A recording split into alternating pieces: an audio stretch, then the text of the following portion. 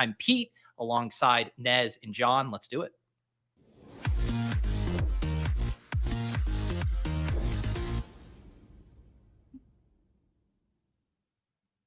All right. Nez blowing his nose as we come on stream. He said, I really have to prove to everyone that I'm not feeling good. Let me get my prop out. They won't believe me if I just sound nasally. They need to see the Kleenex. You know, I always got to have something from to go off the top. What's up, everybody? Yeah, if you can't tell, I sound like a 12-pack of ass right now. I was thinking about coming on with like the ice pack on top of the head, you know, feet in the bucket, looking like Hook and Peter Pan. But no, we're piling through it. We're charging through it. But had to cancel the show yesterday with John. Had to call out sick because I was even worse yesterday, if you can believe it. Is this kind of a cautionary tale that, you know, traveling the world with your wife just isn't all it's cracked up to be, and there are repercussions to that kind of lifestyle? There are. I mean, when you don't touch grass like me and you step outside and you face these new Portugal allergies, yeah, they come with a vengeance. I'm also dealing with like an ear infection too. Like I'm an absolute mess right now. Like this ear is just ringing. It sounds like I've got like a ball of fluid in there. It's my flu game, baby. I'm putting in a legendary effort today. I promise. John, how are we doing? Peak male performance, ready to be on display today and carry this show? Yo, I'm hoping so. I was thinking about peak male performance this week because of you dropped the cardio club stuff. And I was like, man, I might go full make a pact here with, you know, myself, but like just to do like only stream and cardio drafts because I'm about 100 days out from a wedding. I got to start. It's time to get serious about this stuff. And cardio club seems like a great excuse for it. Dude, I love that. I'm writing up, you know, just some stuff about cardio club for my newsletter this week. And that was one of the things that I mentioned that I'm not going to box myself into that entirely, but I would say about 95% of my drafts this summer will be either for content or cardio club. Because I'm not really doing slow drafts. I did one slow draft so far this year. That's it. Going to keep that up. But yeah, it's a fun way to motivate yourself. If you kind of create that parameter and then you're like, man, I really want to draft. We'll hop on the treadmill, go out for a walk, get on the Stairmaster, whatever it is. You kind of just force yourself and, you know, dial in that habit stack of when I got a draft, I better be getting an extra thing out of it. What's going to be your cardio of choice, John?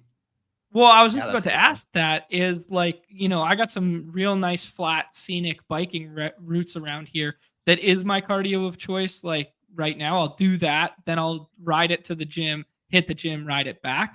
I don't know. Is it too dangerous to get like a little prop mount for the phone and draft on the open road there? I guess like it all comes down to like, you know, how close to civilization are you? Are you at risk of seeing another human being, vehicles? If so, I would say that sounds way too dangerous, but I don't know how bumfuck of Canada you actually live in. Maybe it's completely safe in the way that, you know, people who live on a farm will let their 12-year-old drive a truck because it's like, what's the worst that could happen? It's funny that you bring that up because I was at my sister's place. They live on a farm for Mother's Day on the weekend. And the youngest kid is 1.5 years right now. And he was driving the John Deere. So they're starting even earlier than 12 with the vehicles. But like in terms of driving route, like it's not bumfuck at all, but there's pathways everywhere. So I'm not at risk of getting hit by a car. I'm at risk of driving into traffic if I, you know, miss a turn or something like that. So but it's trails. If you see someone in Canada on a bike that's going like this, scrolling the F down while on a bumpy road, it's John Warder. Peloton John kind of has a ring to it too, buddy. I like that. Put that right in the background there. What do you think? That's hot. That sounds. You're ready to learn good. Alex Toussaint, buddy. Do you know what? Like I did this at the Underdog Cardio Club live event last year in Brooklyn, where I was the instructor on the bike, but I'm not super familiar with how the Peloton classes work, but how cool would it be if there were actually an Underdog Cardio Club official instructor? Like it is Peloton John, and you have your courses and you log on there, and John just has like general drafting platitudes. So it's evergreen. Any draft you're in, John's like, don't forget to scroll down and get out of the seat. You know, I think we need that. That would be that'd that. great. You're onto something, man. That's the next evolution of Cardio Club right there. Is like tailored workouts that have like the little prompts built in. That's perfect. Love it.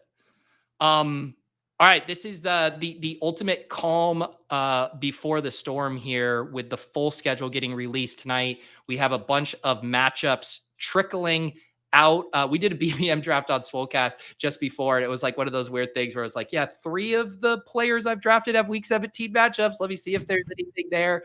But how are you guys handling this pre-NFL schedule? Have you guys been holding off on some of your Best Ball Mania drafts, specifically waiting for the schedule, or has it not really impacted your contest selection right now?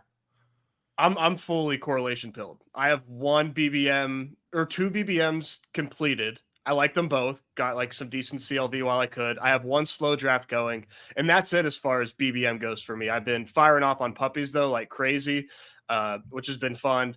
But yeah, I've been waiting. I'm trying to really. I'm such an edge. I'm so edge pilled right now. Easy in the chat. Okay. But this is the schedule for me, I think, is going to be a big deal, especially since week 16 matters a lot too, right? Like those are just those are 2 weeks that are so important to be aware of who the matchups are.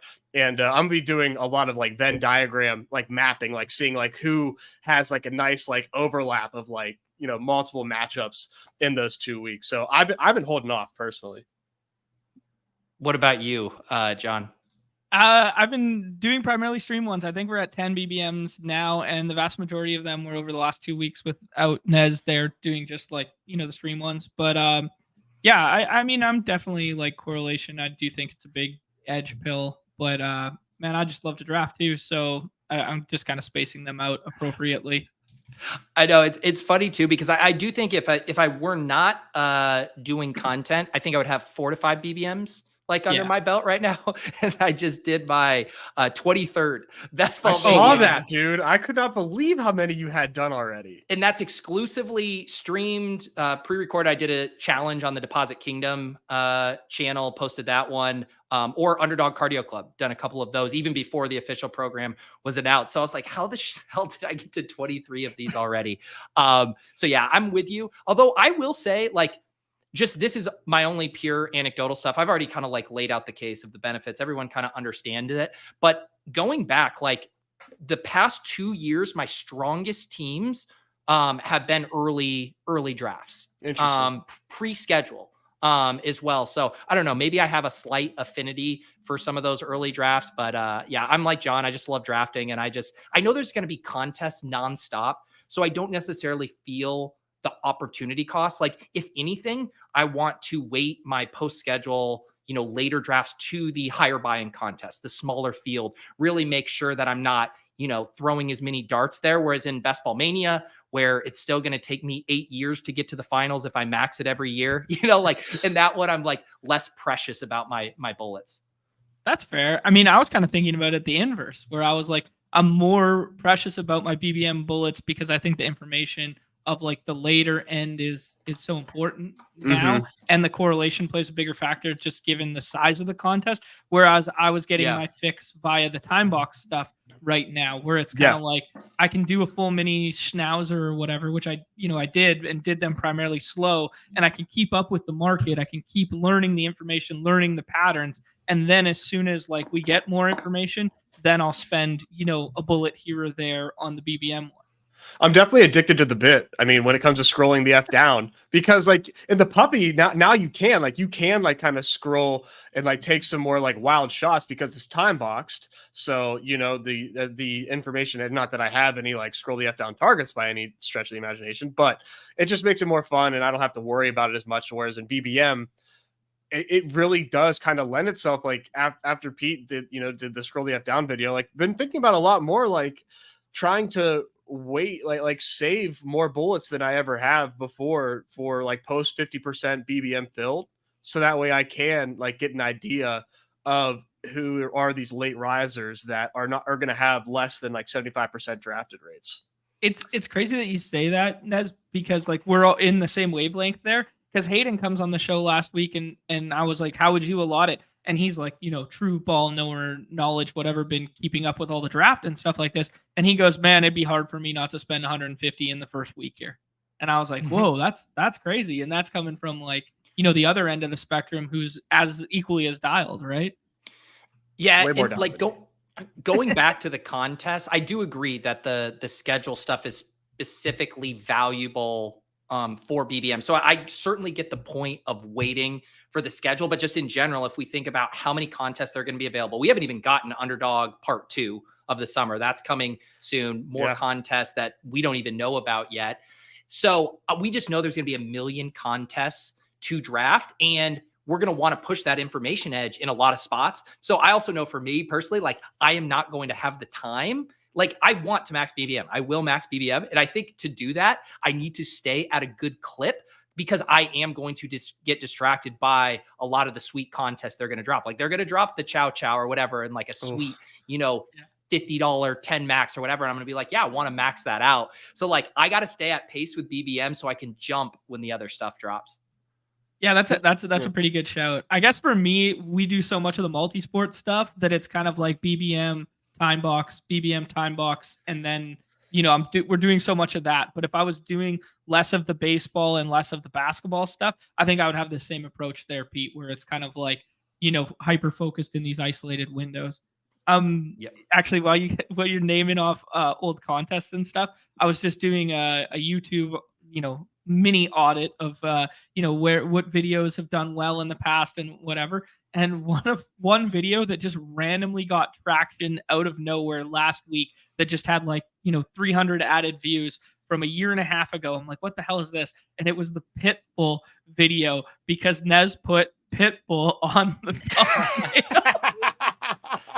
There you go. That was one of my best teams too. That team crushed. That was a fire team. Numi, I think, helped me out with that. And he put me on, I wanted to take another running back. I remember specifically, he put me on Mike Evans when I didn't want to take Mike Evans. And he was obviously a smash pick.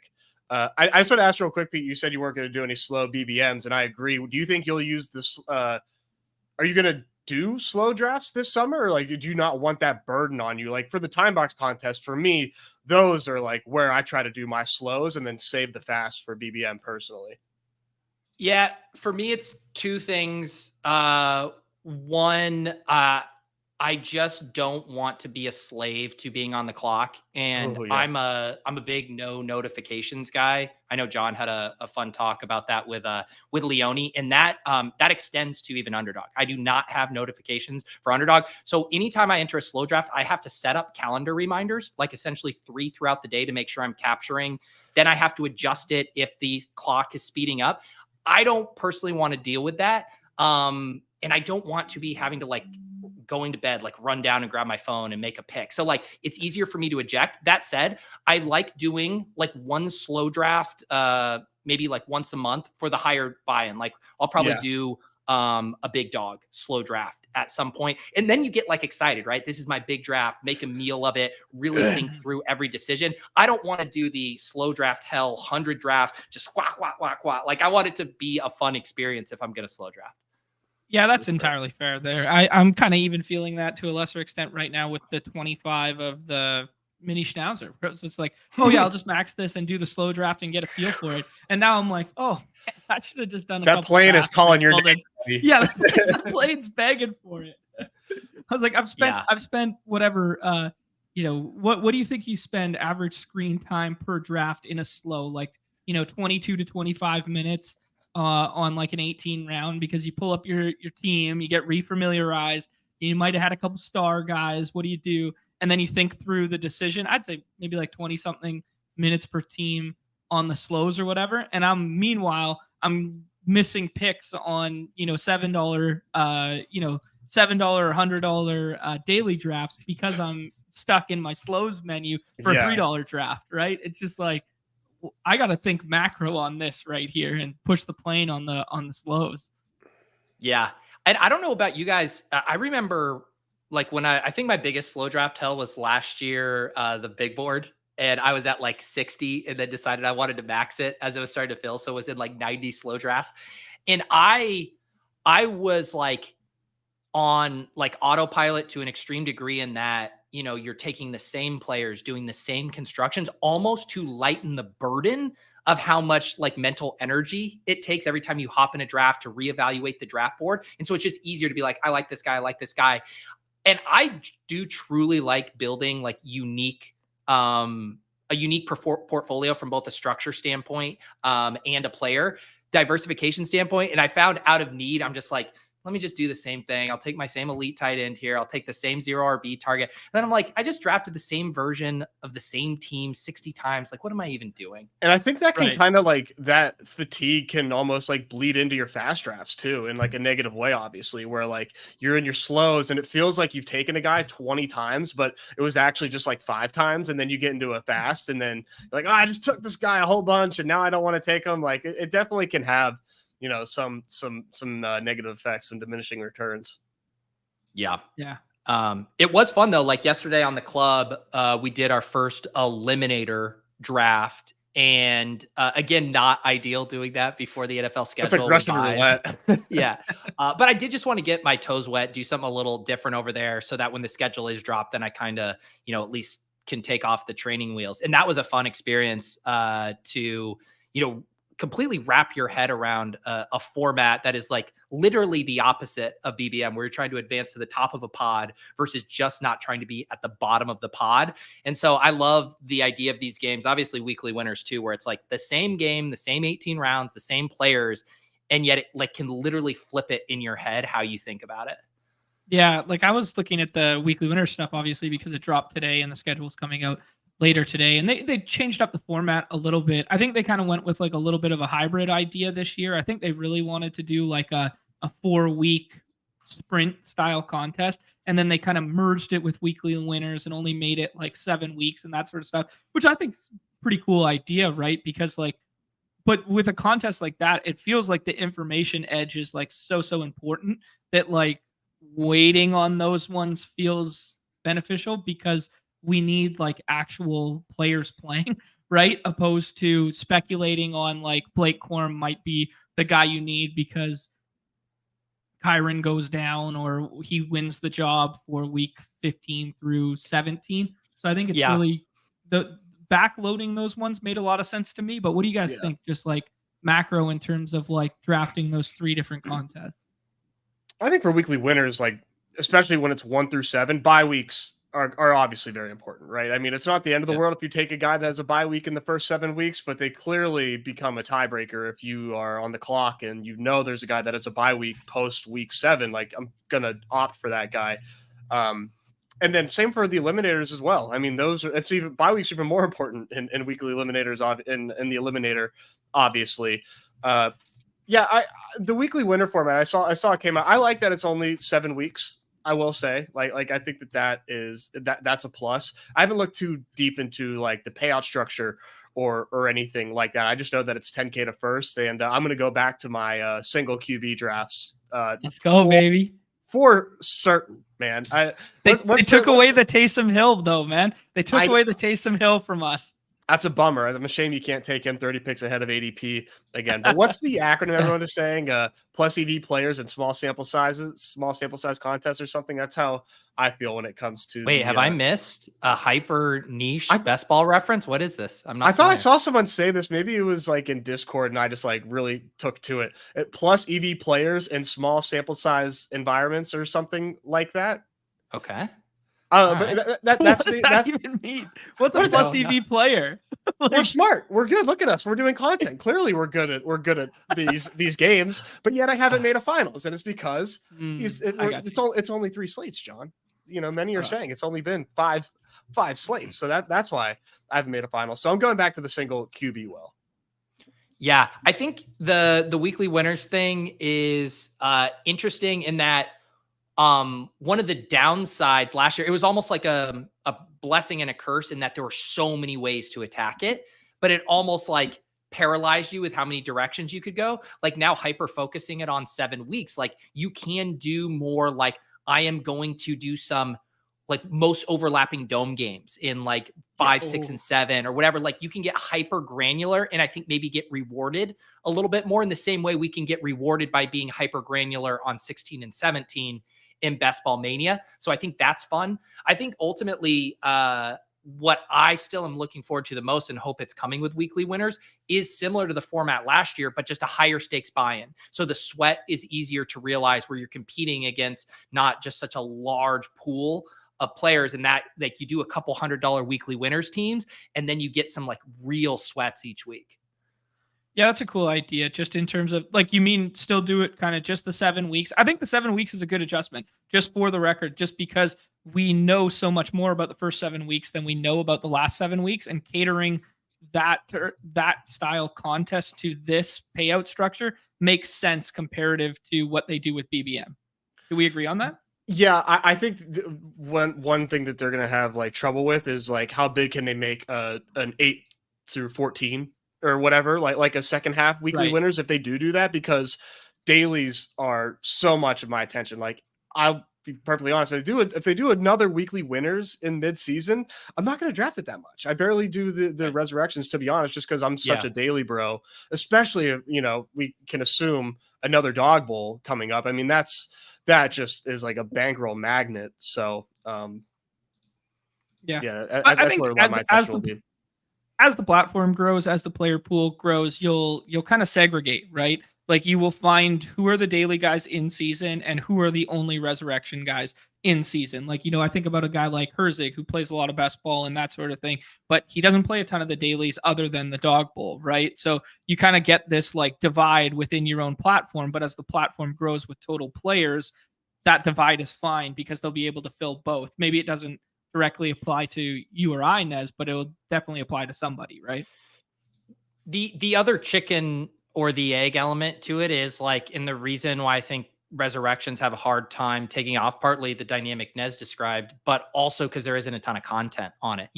If everyone in the best ball space and DFS space said, hey, let's have resurrection, week or whatever, and we all do streams, we all put out projections, we all have debates, like, those things would get filled because it'd be this fun event thing. But we're also caught up in the rhythms of weekly, and content kind of just gets tossed into the conveyor belt in a way that makes it harder for it to stick. There's the best ball niche. Here we go. Best ball guy. I found this guy on YouTube the other day. Shout out to Best Ball Guy. He's been streaming every single day. And anyways, but there's his niche for resurrection guy in season. There you go. Love it. Oh, should we take a look? Should we take a gander at some of the leaked stuff right now? Let's do it. The league just needs to get out ahead of this and just like release the full schedule ahead of schedule at this point. But because like, you think about it, like, I guess I'm trying to think, who is the type of person that tunes in? Well, they want to make money on it, right? That's the answer. They want to run advertisements, because I'm like, why not just have the people who are going to watch it at home get to watch it tonight? They're not hanging out on Twitter all day. Just leak the full thing. But then maybe there are some of us who would otherwise tune in and give them ad dollars. Yeah, I mean, definitely the reason. Even if they leak it on like Twitter or something, like the dad's generation is still going to tune in to see who their Bears are playing, right? Because they're not going to see it anyway. So there was a cool tweet. JJ Watt had this one. I don't know if you want to pull it up. I assume it's one of his most recent tweets. He said, NFL schedule release day. Here's what the players are looking at. They want to see their first game. They want to know when the bye week is. They want to know their Thursday night game. They want to know any other games that may disrupt their routine or recovery, aka international, Monday Night Football. And then they also are like us. They care about potential weather games, Buffalo in December, Miami in September. So it's fun to get the angle from an NFL player there. Yeah, that's really cool to hear.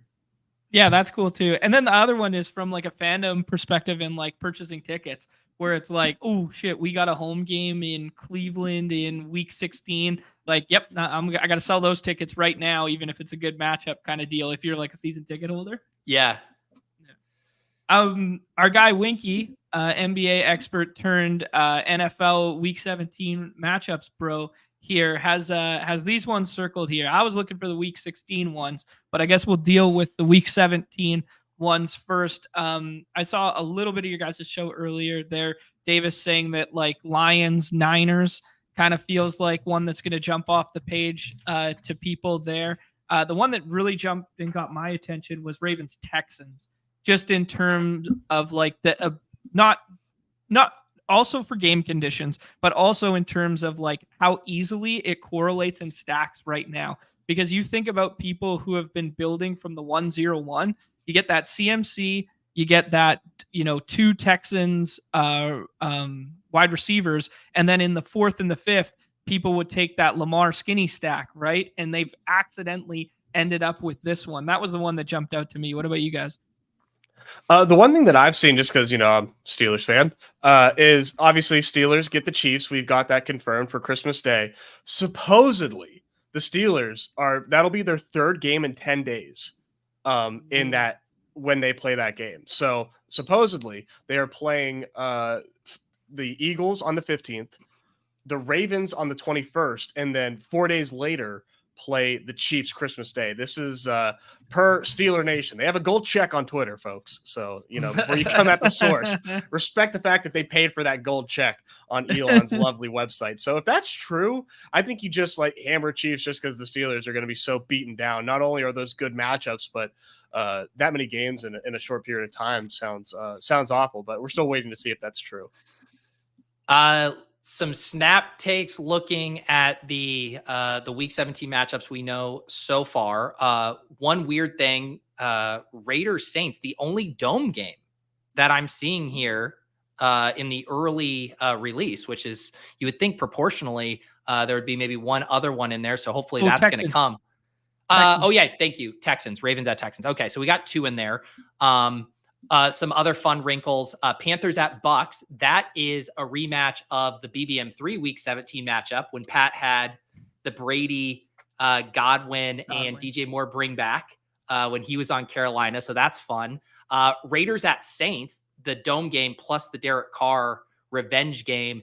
To me, that one could be like sneaky shootout there. That looks fun. And then the one that looks to me like the steam candidate that could actually impact ADP is Lions Niners. You have so many players in the first couple rounds, a lot of guys in the mid rounds. Like, would it shock anyone to see Jameson Williams and Brock Purdy get pushed up as guys kind of try to stack that up? Jared Goff as well. I could see that definitely being a meta. The other one of the push up variety that jumps out to me, Pete, is Bills Jets with Garrett Wilson going in the first round there, that Josh Allen might naturally become paired in the third round over and over again with that one. And then the other one was Jalen Hurts pushing up, or Devonta Smith pushing up to the CeeDee Lamb drafter with that Cowboys Eagles. So those were two of the, just ADP landscape right now that I saw movement potential. And how about Ravens at Texans? Take two of Derrick Henry against the Texans. Are we going back to that? Wow, I forgot about that. That is so people good. Forget. Narrative. We get one Has more someone shot fired at the off that tweet yet? People forget that Derrick Henry plays the Texans in week 17. Can I get that one? Please, you get that out there right now. Yeah, you need to hurry up. I CC'd Easy in Discord about it. I said, it's your time to shine once again, son. Wow, that's incredible. A big one, man. That's going to be just an absolute gauntlet of a game. I can't wait for that one, man. The thing that I've been wrestling with is and I know predicting defenses ahead of time is so fruitless, because one of the biggest shootouts of week 17 last season was famously the Browns and Jets, which was just unbelievable. The fact that game went nuke as it did, but so much of what I felt was my edge last season in dailies was knowing bad defenses and just attacking bad defenses. And what I'm trying to do right now is do anything I can to gain an edge and knowing who might be that bad defense. But I don't know anybody that saw the Eagles being a bad defense coming while we were drafting best ball. That's just a general thing that I'm working through with myself right now.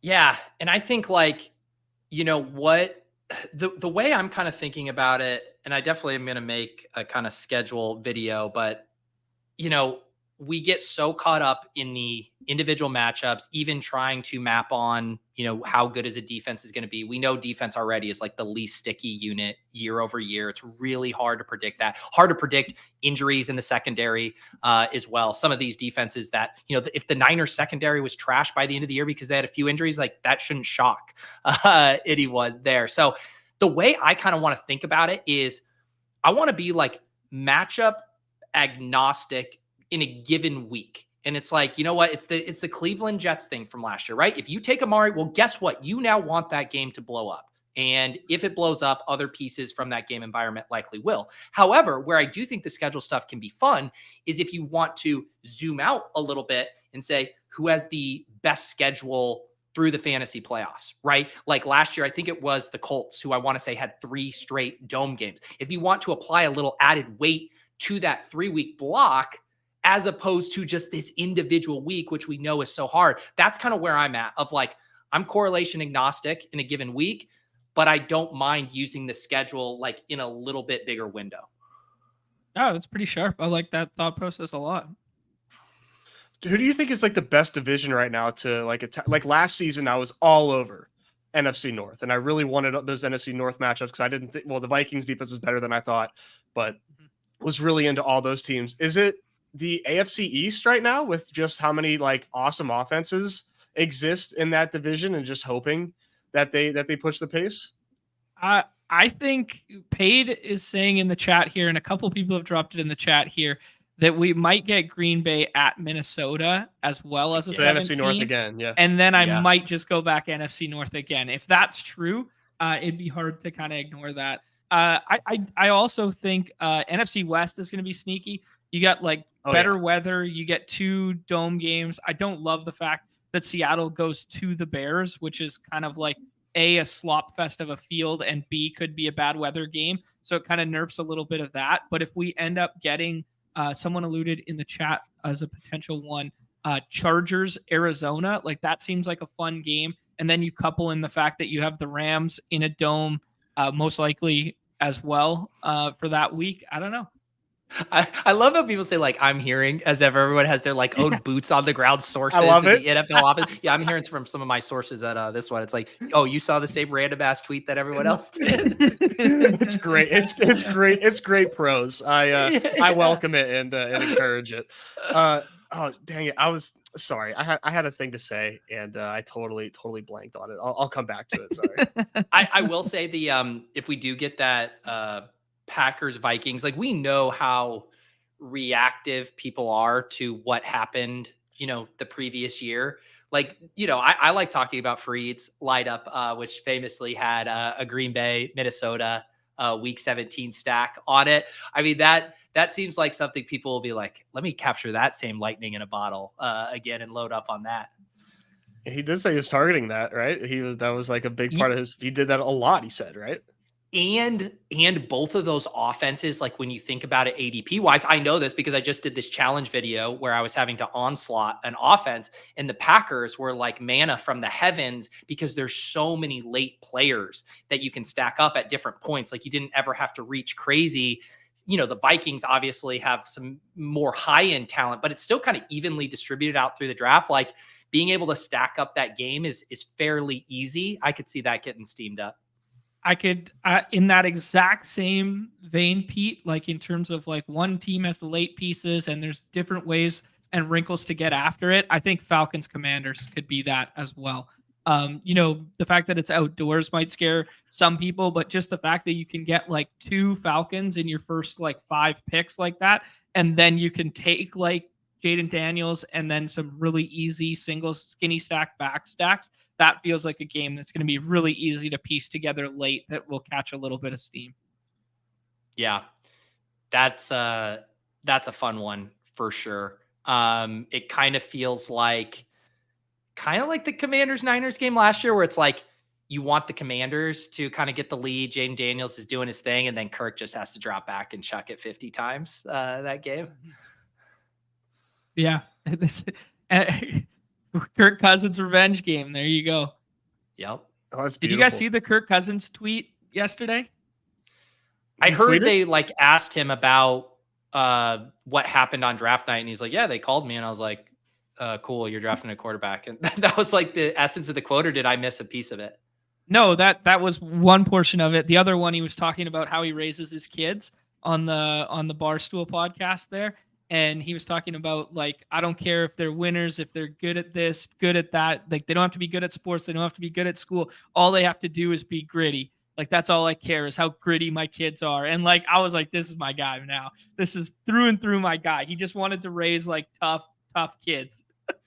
It's funny that I don't know if there's ever been as big of a disconnect from how, people feel about a football player versus his off the field persona. Like, off the field, Kirk Cousins is so damn likable. Like, even way back to the "you like that" stuff, always been like somewhat of a cornball, but self-aware, pretty funny, self-effacing, willing to make fun of himself. And yet, because he's like bad on the road and like, kind of dopey on the field and always injured or whatever it is, like, everyone's just like, oh, fucking Kirk Cousins, get out of here. And the primetime narrative too. Everybody sees him in primetime. He under delivers every single time. And then, 100%. I'm going to drop this in the chat for everyone. I don't know. Where did you find this one, Nez? I can attribute, there's a couple Twitter accounts at the top here that keep contributing to this, but I'll drop it in the chat for everybody. It's just like circulating among just like the sickest of the sick. It was in our Discord. Like, Davis got it like sent to him like cryptically in a DM in the middle of the Swolecast. It's the same one that he was looking at too. I have no idea like what kind of brain man is putting this together. This is the 2024 equivalent of like when the one Playboy magazine got passed around your group of friends in like 6th grade. You're like, dude, did you see this? And I was like, yeah, I saw that earlier. Yeah. Page 12, buddy. Yeah, page 12, buddy. Dibs. Yeah, this could be total like hogwash, which would be hilarious, but it does seem to be pretty. It does appear to be substantiated at least. Yeah. Mm-hmm. Yeah, absolutely. Well, dropped it in the chat there if people want to get potential leg up in the weekly winner stuff, because there's definitely some week 1 through 7 stuff that looks, pretty actionable through here. And then, week 17, kind of the same as Winky's tweet there. Not a ton of week 16 stuff other than the NFC East and North there. But yeah. I remember what I wanted to talk about. Finally, it dawned on me when I looked at the Cardinals. So there was some like win total bets that were posted from I forget which book. It might have been like Circa or something. And I thought two teams I thought were really, really interesting. And I know that the odds are juiced and whatever, but Chargers are hovering around like 9 wins right now, which I thought was interesting. And the Cardinals are just like not expected to be good. Just not at all. I think I saw 4.5 for their win total. Like, I was just like completely blown away by both of those. So I think that's maybe like one way you can kind of try to like matchup hunt right now, is by looking obviously like at these win totals. But I mean, I know the Cardinals aren't going to be good, but if they're supposed to be really bad, but we believe the offense is good, I mean, holy hell, how are they not going to be a team that we want to target like every single week if they could push the pace and lose games? Like, that could be kind of fun. Yeah, and play inside. It's just, this is why I get like so hesitant to try to do like super micro. It's because so even if you like made your criteria, I just want to target, I want at least like one, competent quarterback in a game or whatever. And then what was the game, the week 17, where was it Aiden O'Connell who just synced up with Devontae Adams for just like the biggest, shit, like, it's like, even if you know that the quarterback is a bottom 5 quarterback, it doesn't mean that those games can't get nutty, can't shoot out. Like, I just want to keep coming back to correlation is our friend. The players you select early in your draft, you want their games to go off, correlate around them. It is very tempting, very fun to circle stuff. I'm going to end up inevitably doing it myself, but it can really, I don't think you want to have blind spots or be like, I'm ruling this off of my board because of the schedule. Yeah, I mean, we came back to it so many times when we were doing the daily shows last year, where it was like, how many times did we go back to like the Sam Howell as like QB 12 or whatever? And it was like, hey, nobody's drafting him. That game could go off because the defense is terrible and they just play catch up. And air it out kind of thing. Like just not removing that square on your bingo card feels entirely logical. Yeah. What do you guys think? Should we hop in something here? Pete, I know you can't do all of it with us, but we'll try and land a plane without you. Yeah, let's hop in. Should we just do BBM, Puppy? What do you guys want? It's your bullet, brother. Your money's we're gonna be swapping. We already talked about that. Yeah, I'm good for whatever. BBM it is. I'm hopping in now. 4 more spots. Wow, a John Ernest entry into a draft is. I think I did see that the planets are aligning, or maybe they just did align, and that's why we didn't get a 2-minute pump fake on the draft. Like, look at how slow that took to fill. Nobody believed you. That's why the planets align. That's why I've been doing okay in the daily streets recently. That is why, Nez. It has nothing. You have been. It has nothing to do. Let's give you your flowers, man. You're on fire right now. This is one thing I really want to set up. I know the big dogs have been hard to fill. We had the conversation with Herzig and Karain there that they'd been sitting in lobbies forever. Liam filled one the other night when a bunch of us retweeted it on Twitter there. Had 7 people in it, got it to fill there. I do want to do a streamed big dog, and like the 3 of us plus Herzig plus Karain plus whoever else wants to get in on the action there. Yeah, I love that. I think that'd be fun. Do old school style when you were hosting all the big dogs on your best ball platform, John, or your fantasy platform. Dude, that would be like a old school throwback to when Pete did the FFWS with us, where we had everyone who was in the draft in the stream, and Pete would bounce from person to person when it was their pick. Just like a fantasy football maestro here conducting the orchestra. That is the ultimate testimony. We're pick 12. This will be fun for me, John, because I'm going to be honest. In all of my puppies, I've been running super duper hot in the front end of drafts. Like, I'm getting a little bored of drafting Christian McCaffrey, I will say. Ooh. Wow. How rich. So bored. Kitchen got bored of drafting Christian McCaffrey in his first draft of the year. Took Tyreek Hill 101. Hey, you got to reach on the corners, baby. You got to get unique. Such a king. And then he took. I love the Sam Laporta pick too. Like, that was just like, oh, it was so good. Kitchen also loves nothing more than owning the libs. Tyreek Hill, Deshaun Watson unstacked, whatever to get the libs going with their woke agenda. Oh, we have Liam Discord legend here at pick 5, guys. Hit him with the gritty 18. Famously, the least God, I'm sick, so I can't think of the goddamn word. The least diversified drafter of last season. Hit him with the gritty 18. I am honored to be in his presence. He has just a hilarious exposure page, just an absolute Chad in how aggressive are we talking? He was a 150 maxer, and he had like 80% of a dude, 100% of a dude. How aggressive? Yes, like that's strong, and he's chilling in the surfing Discord. It's amazing. I gotta find some of it. I love that. Yeah, people saying he had the Claypool exposure. He's super concentrated. He won't take another wide receiver until the hundreds now. Big Claypool guy. He's a legend, dude. So much. That's so good.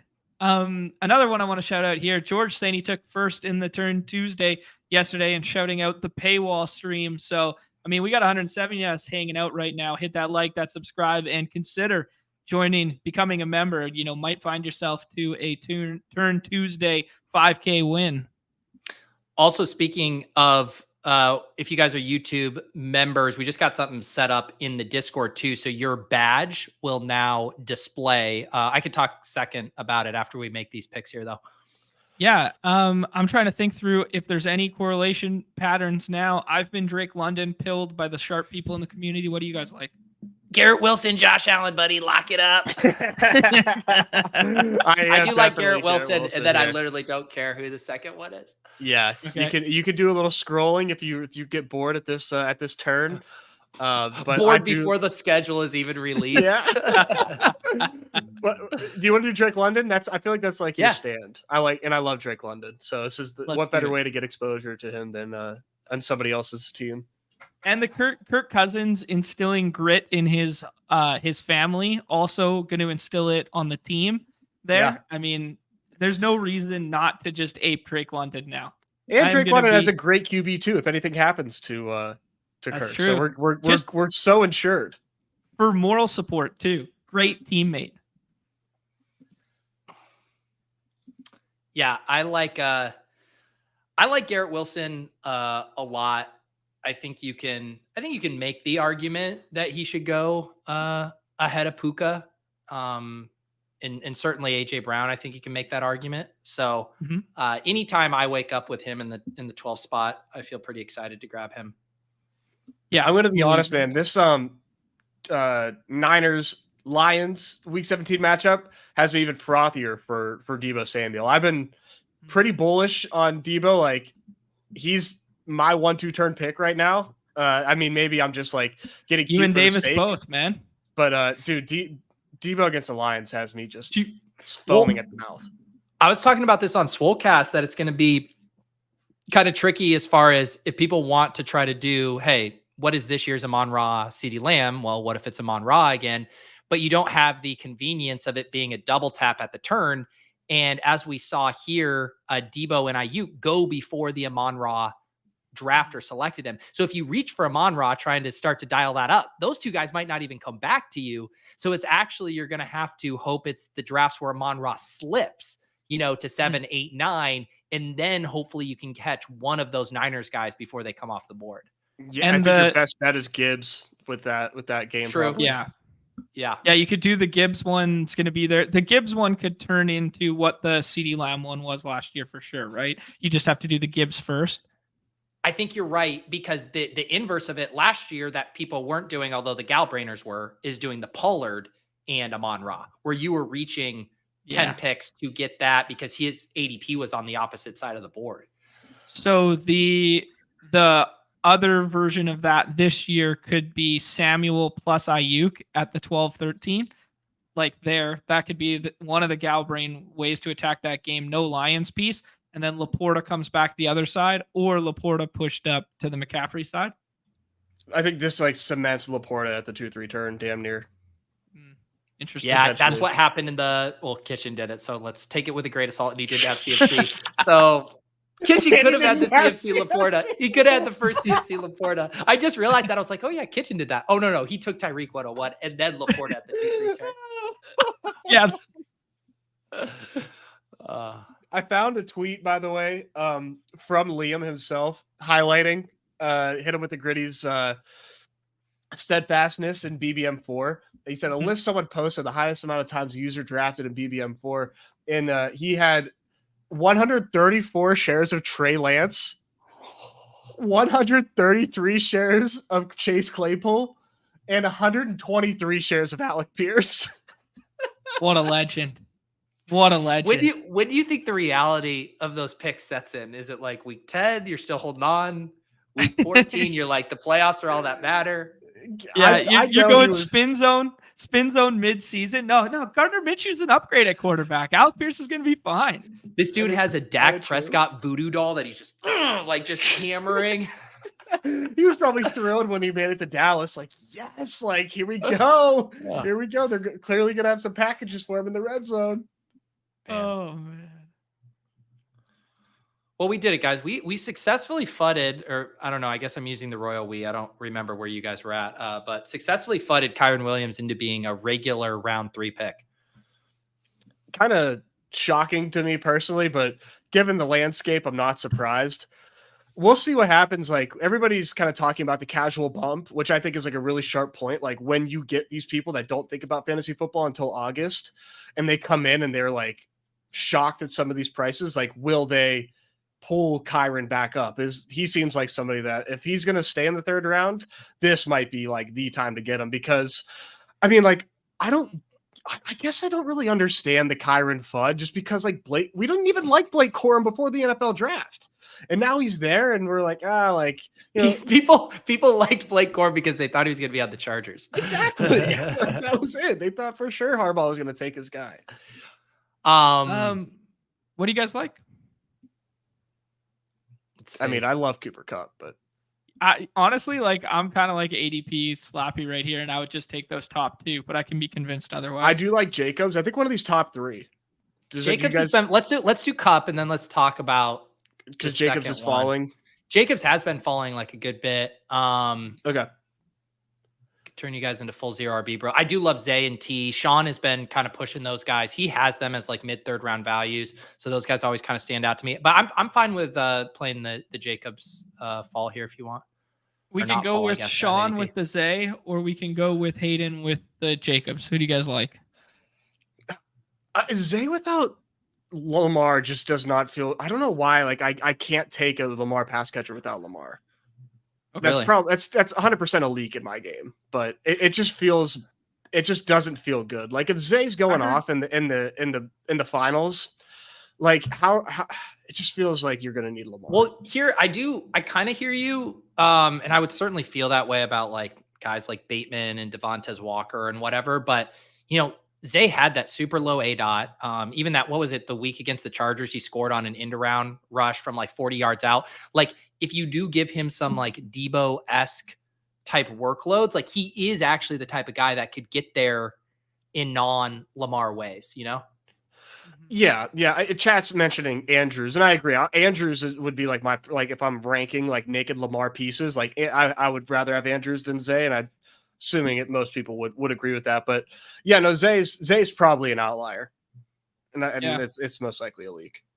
I watched a little bit of Neil Orfield's draft this morning there, and he had Derek Brown on from Fantasy Pros, and he was saying that he really likes Zay, and kind of opened my third eye to one of the rotational reasons why is just thinking about, we saw Odell come on pretty heavy in the middle of last year, and now he's like, that vacancy actually does a lot for Zay. I don't know if I necessarily agree or whatever, but it's just like, yeah. Zay is Rashee Rice without the off-field issues and without the fastest player in NFL history just getting drafted to his team. Yeah, that's a good comp. I respect that a lot. Yeah. But I mean, you're paying. There's obviously a big difference in price, but rightfully so. Mm-hmm. Yeah, it makes sense. What kind of gal brain shit could we have done schedule-wise to push up at the corner there? Like, obviously, Josh Allen didn't come back to us to do the Jets stuff. James Cook is a guy who always goes on the left-hand side of the board, so maybe you'll see some people kind of push it up in this middle round to pair with Garrett Wilson if people like that game environment. I don't know. It's just kind of thinking of like some potential movement we could see from the correlation bros now. I got a dip right now, so I'm going to let you guys land this plane. I trust we're in good hands here. Enjoy the schedule release, and next week I'm sure we will be drafting and full on correlating our little hearts out. We'll see you guys next time. Thanks, Pete. Yeah, in that same vein, Nez, what do you think? I guess like for us, as far as like pushing up a guy that we probably won't get back, I think. Jesus Christ, I'm sorry. My mind is Terry McLaurin with the Drake London pairing. Probably.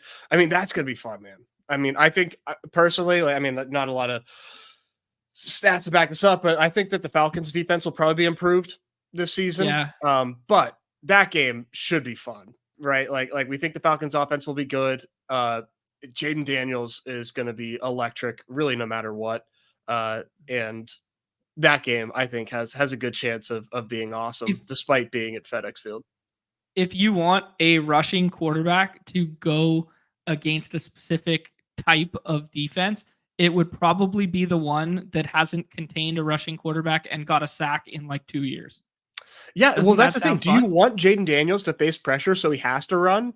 Or do you want there to be a really bad defensive line, which I guess we can confidently say? I mean, I'm boasting about how I think Falcons defense is better, but they famously were starved for a pass rusher and did not take one. So, I guess you could, damned if you do, damned if you don't. Yeah, that's a very interesting. I don't know what the right answer to that is. Like the notion that pressure in his face gives him running lanes feels good, but that's a good one. We need to check the lobbies. People in the chat are saying that Weekly Winners just changed its format. Interesting. Okay, so maybe Whoa. the feedback wasn't well received on the 1 through 7, or it was just a mistake to begin with.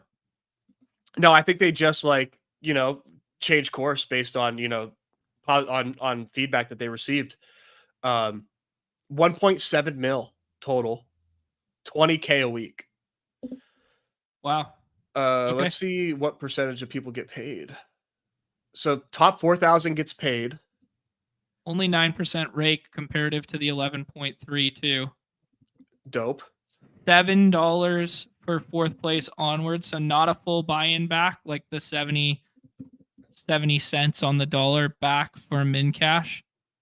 I don't know. And 2%, Sacrilegious. top 2% gets paid every week instead of top 4%. Okay. Yeah, sacrilegious is like the game theory guy. Like when it comes to structure and payouts and like what's good and what's not, I just defer to him. Like if he says something, like I kind of trust his judgment. Yeah, interesting. Okay, cool.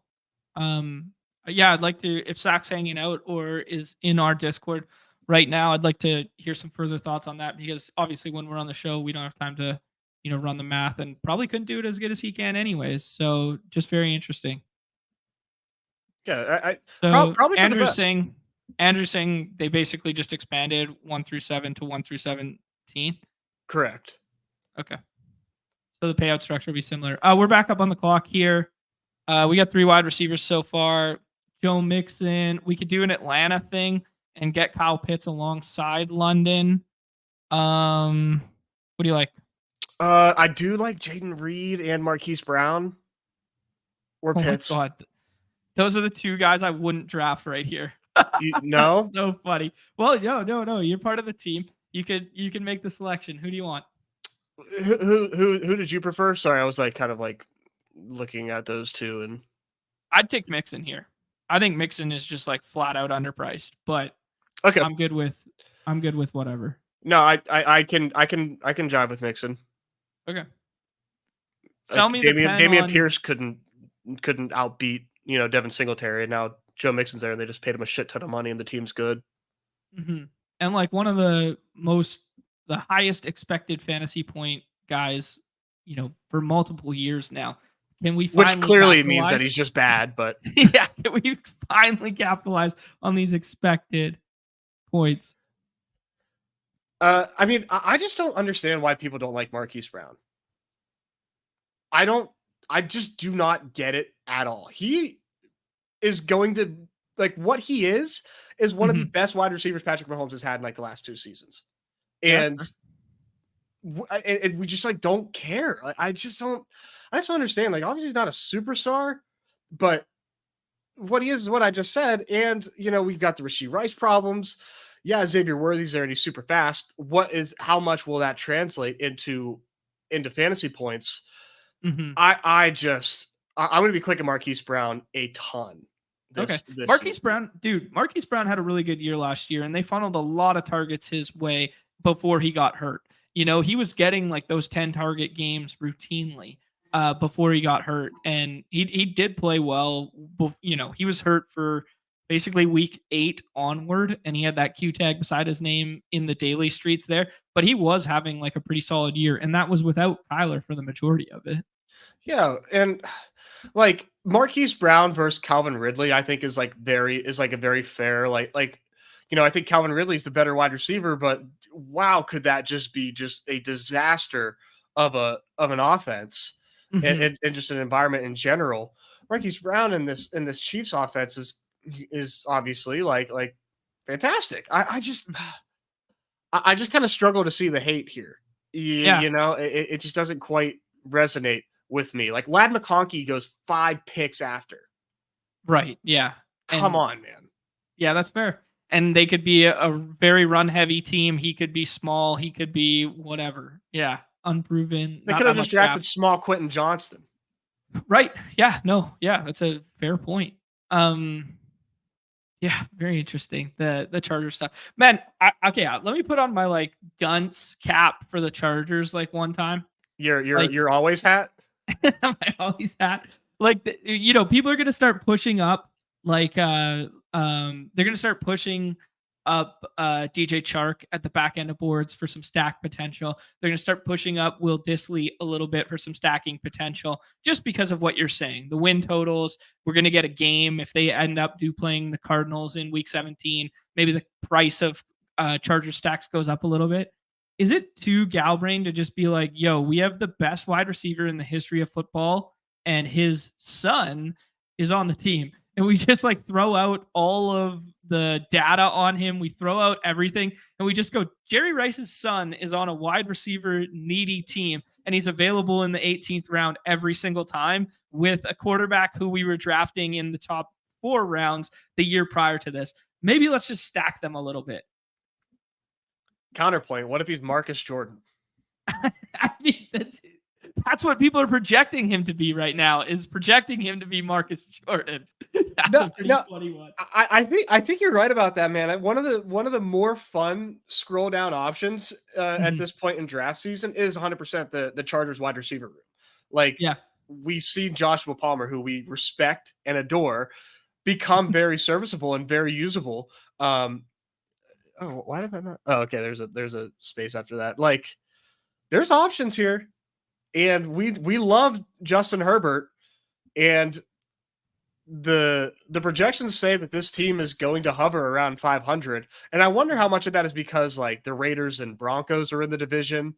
Very, that kind of racked my brain, and I don't think the Chargers are good, but I do really respect John Harbaugh as a coach. I do think he's a very, very good coach. So that could have something to do with it as well, where he just like, they do get to these wins, but it actually doesn't result in fantasy points. It's right. Very, which everybody's kind of projecting. They think they want to run the ball a lot. But you never know. We get shit wrong a lot. People forget in the middle of May while we draft that we actually don't know shit. Right. Yeah. Like, we'll draft baseball all day today. We'll draft basketball all day today. And people will still forget that McBride's going to start, like all day yesterday, McBride would go undrafted at times. And then he ends up starting and playing 31 minutes. And it's just like, yeah, man, we don't even know on like a day-to-day basis, let alone 4 months out. Yeah. We've kind of hit that pocket of like all running backs here. What do you think, Nez? Let's see here. I like Deontay. Okay. I thought that's who you were going to say, and I thought it was going to be one of them. You could also do like a cheeky Dallas, like Dak and Ferg pick, but we already got Pitts. I like the Johnson one. Do we have a Carolina? We got Buccos, first Carolina in there. Okay. No correlation yet. Anything else here that you like? I mean, I've been shooting the moon with Jonathan Brooks lately. So just ape into Carolina? Yeah. Okay. What could go wrong, man? They're my Pirates for you. Oh fuck.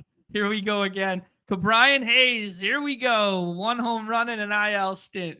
Here we go. Dude, listen. The one thing that I'm going to say about Key, just wait till he gets off the IL, brother. Just wait. Last season, he took an IL stint, came back, hit the goddamn laces off the baseball. So you're going to be printing here very soon. Trust. What about Henry and No, we don't talk about Henry or Wallner. Okay. No, buddy. Okay. No, don't talk about that. 0 QB draft. Hey, we're holding a spot. Mentally holding a spot for 2 guys right now. We will see. I'm trying to think through using some of our information to our advantage here. I'm trying to think through some of the guys we got. I mean, obviously we're setting up. We got 2 Atlanta pieces. So we got a little bit of this game environment. We opted for that Carolina one. I'm trying to think like who could a Bucks run back there be. Yeah. It's going to be like a Bucky Irving late. It's going to be one of the tight ends late. Good UW boy. Let me check out the schedule here. Let me give this a refresh. See if we could do some like deducing based on divisional opponents. Mm-hmm. Yeah, because we could find some other kind of like Galbrainy stuff with like it looks like we have like the last couple games for Atlanta here. So we have 2 pieces from Atlanta. If we could tack on like a Giants piece, that gives us a little week 16. If we could tack on a Raiders piece that gives us a week 15. Just things to think about as like correlation tie breaks.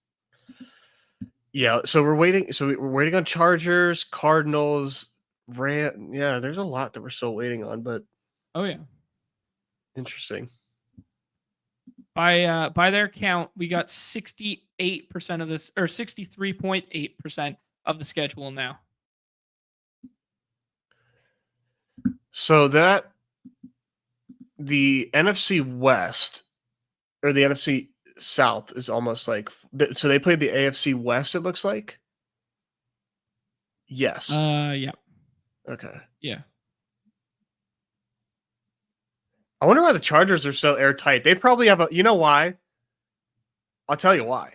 They have one of the best social media teams in the NFL. That's true. So they do have a those sweet hilarious vids. thing planned. No Yeah. question. No That's a question. good shout. Do you remember the Titans one last season? They were like Mm. they were on the streets of Nashville asking like a bunch of drunk people. It was awesome. And they're asking them who the teams were, and like these girls that are on bachelorette parties didn't even know who the teams were. They're like Pirates of the Caribbean. And it was the Tampa Bay Bucks.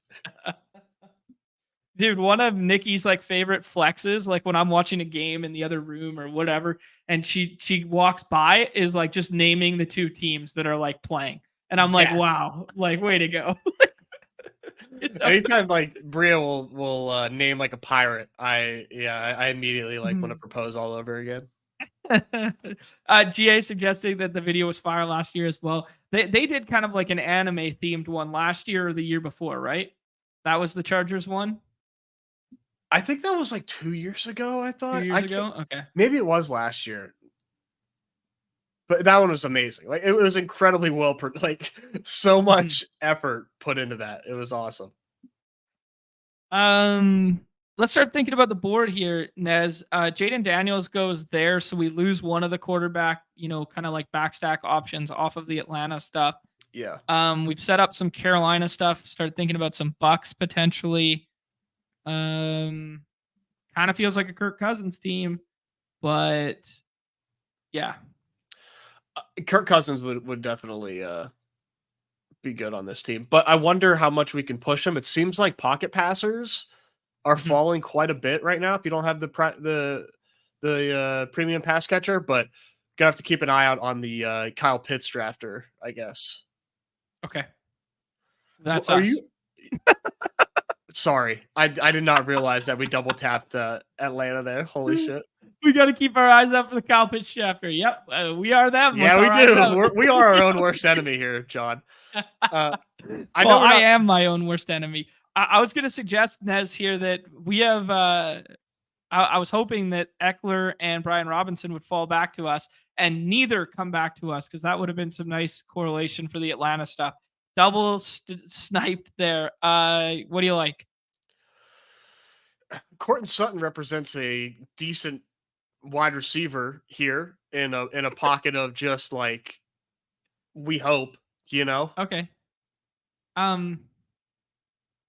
Let's do Courtland Sutton, and then might I suggest Khalil Shakir for a run back off of our Garrett Wilson? I would accept it. Okay, who would you prefer? Devin Singletary, but Khalil Shakir is way more exciting. Okay, Devin Singletary also works. He is a fourth running back, but he also works because he gives us potentially unconfirmed week 16 versus the Atlanta stuff. Yes. If memory serves. Yeah. Week and now 16 Atlanta Giants there. So we are gearing up for an Atlanta stack here for the playoff run. Correlated to the tits, my friend. And we can now just like almost punt running back for the rest of the draft, which is fun. We don't have to worry about it. Yeah, you know who would slap on this team would be Bucky Irving as the last running back and make it a 5 running back build. I am forever here for the downfall of Rachaad White. I'm sure he's a very pleasant guy, and I'm happy for the success he had last season.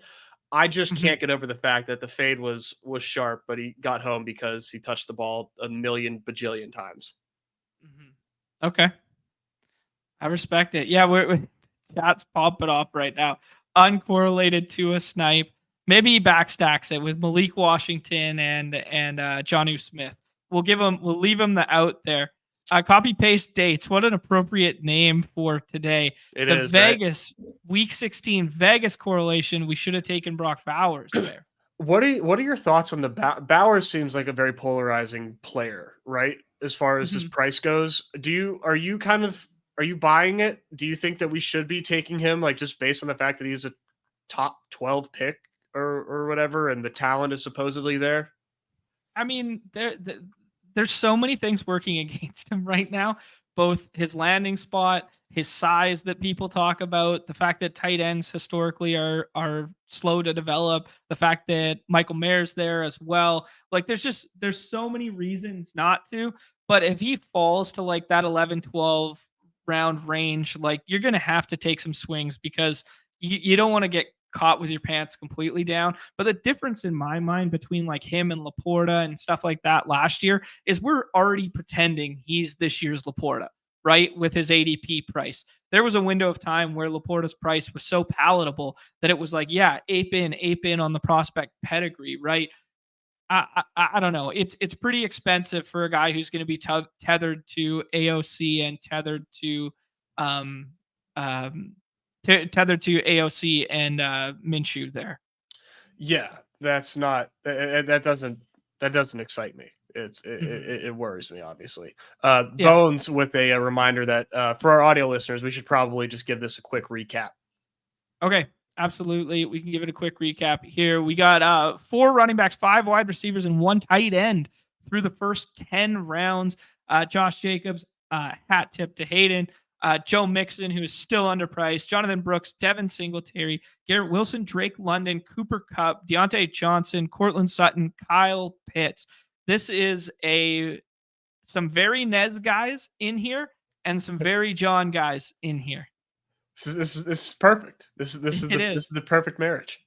Yeah, it is. It definitely is. I would put Devin Singletary in the Nez camp. I would put Jonathan Brooks and Deontay Johnson in the Nez camp, and then I would put the Jacobs, Cooper Kupp, and Joe Mixon in my camp thus far. I'm probably gonna have a lot of Devin Singletary, man. You know me and my and my like searching for non-zeros in my lineup. Devin Singletary couldn't be a zero if he tried. Even no matter who is in front of him on the depth chart, he's going to get his inevitable.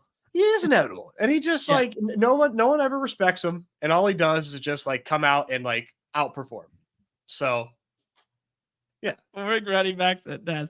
Well, I will say, to your Devin Singletary point, they give him a 3-year contract. They bring him in. They don't do much else at running back other than the Tyrone Taylor Jr. pick there. So I mean, to your point, he's being reunited with a former coordinator of his from Buffalo, and they went out, they sought after him, they got him for their run scheme as a fit.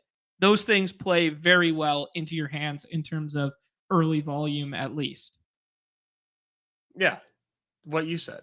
I think I totally agree. And for whatever reason, man, running backs, it just doesn't matter who's the running back in the Giants system. Like, even anytime like Saquon goes down, it always seems like the backup comes in and is like somewhat serviceable.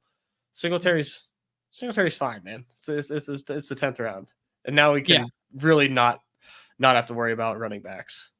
TM asking if the schedule has been released. The schedule officially gets released at 5 p.m. Eastern. What I'm going to drop in the chat here, I dropped it in the chat earlier, is a Google Doc that is circulating with that's constantly being updated. You can give credit to the Twitter handles at the top of said page there. We're on the clock, guys. Kirk Cousins comes back to us. I think it's a slam dunk.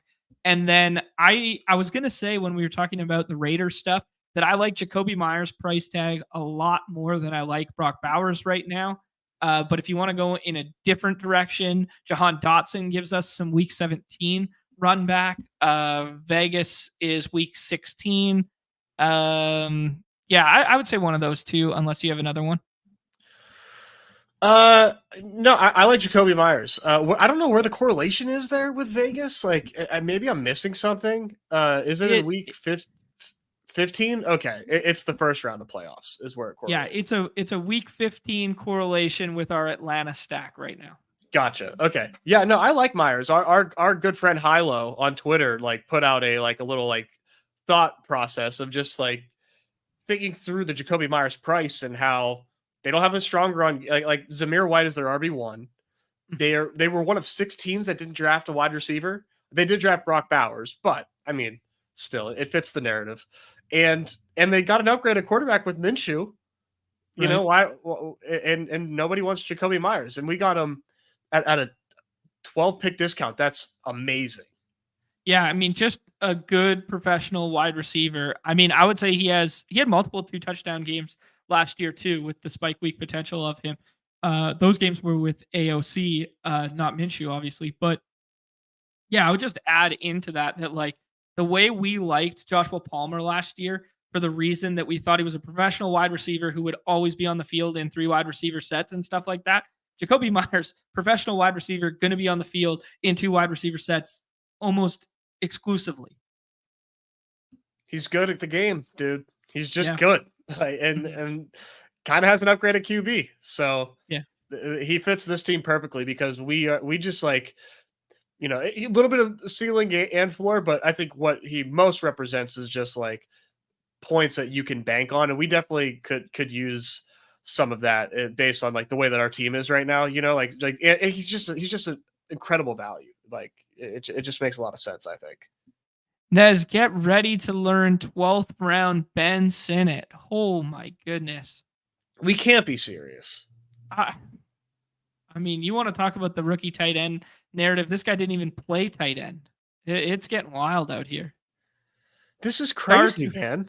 Star Tour is clearly drinking the Kool-Aid of the week 17 and playing the other side of that game environment with us. Star Tours currently has the schedule pulled up, and he's doing the Washington on the other side of that stuff, and then doing Darnell Mooney as the Atlanta side run back. So hat tip to that. But like the Ben Sinnott stuff is getting crazy. Allow me to cook, he says. Love it. I'm bringing my Pepto, buddy. I do respect what he's doing. I will say that the Ben Sinnott price tag is just getting frothy. I mean, like, I just it boggles my mind, man. It boggles my mind. Nez, I'm gonna ask you some questions here when it comes back to us. We could do. Chances are Stafford comes back to us unless the Puka drafter only has 1 QB right now. That doesn't look to be the case. Puka drafter already has 2 QBs. So we could have the Stafford to Cup potential. We could do the waited out and do the Carolina stuff and hope that the really short guy comes back to us who I don't love.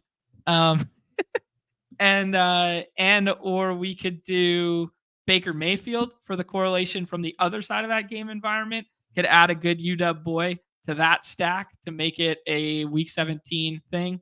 Yeah, what do you think? I think I like Matt Stafford. Okay. I think that makes sense. We have back stack options as well if we want to double stack him. Now, after that, I really got to think this through. Okay. So we'll queue up Matt Stafford as this. This looks like a 2 QB build with the boring white boy pocket passers there. Every time I take on this one potentially. Okay, that works for me. Ray Davis and shut it down at running back. That gives us a little correlation with Garrett Wilson as week 17 Buffalo versus the Jets. You know what I'm like thinking here, brother, is a little Jermaine Burton. Okay. Tell me the Jermaine. So Jermaine Burton has like the reason he fell in drafts was off the field issues. Yep. But skill wise, he's got it. And just replacing that Tyler Boyd role with somebody that potentially actually has like a ceiling, you know, the juice. Yeah. Yeah. Other than just like Tyler Boyd just being a professional wide receiver. Take a drink. I think this is a spot where we this is like a shoot the moon pick, Okay. in my opinion. On potentially explosive wide receiver catching passes from Joe Burrow. I think Yeah. this is a pick that we got to do. He's definitely a guy who shot up draft boards in recent memory.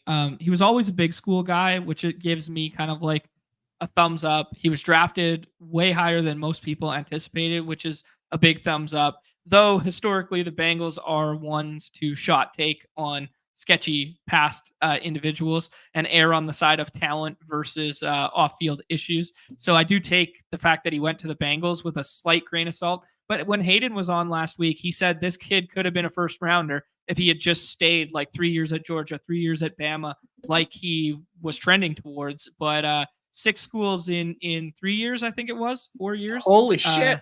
Yeah, including high school. Yeah, it's pretty wild. That's crazy. Yeah, I was watching Ron Stewart and Matt Harmon. They were talking for like dynasty rookie drafts, but Matt Harmon, if I listened correctly, it was on 1.75x and doing like 3 things at once. But I think he said he likes them. That's what I heard. I mean, that's enough for me, man. If Mr. Reception Perception himself likes them, I'm in. Let's see here. It's good enough for me. Whoa, what happened here?